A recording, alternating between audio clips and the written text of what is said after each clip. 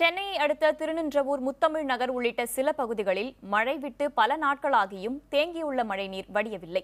மழைநீரை அகற்ற பேரூராட்சி நிர்வாகம் எந்தவித நடவடிக்கையையும் எடுக்கவில்லை என்று அப்பகுதி மக்கள் குற்றம் சாட்டியிருக்கின்றனர்.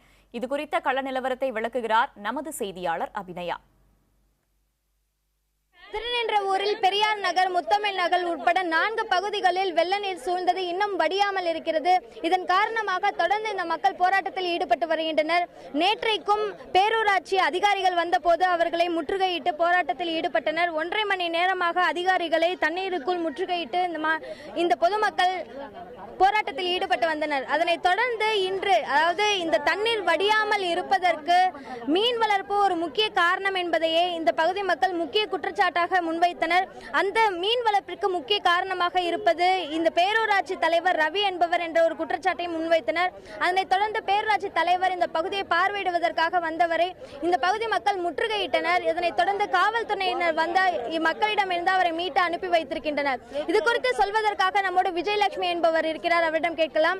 எதனால பேரூராட்சி தலைவர் மேல இப்படி ஒரு குற்றச்சாட்டை முன்வைக்கிறீங்க? எதனால அவர்களை முற்றுகையிட்டீங்கன்றது சொல்லுங்க.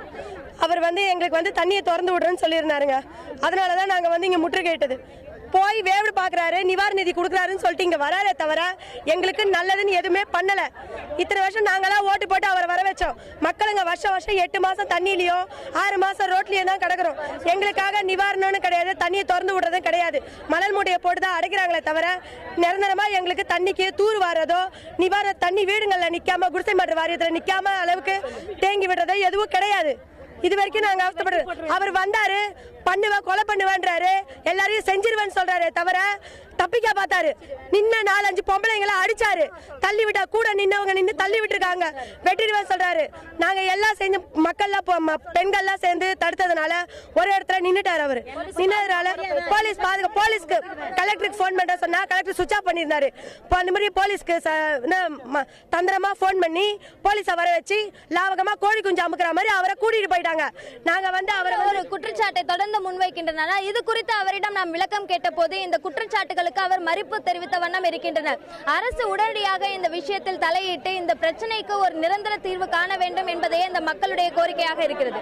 புதிய தலைமுறைக்காக ஒளிப்பதிவாளர் ராஜராஜனுடன் அபிநயா.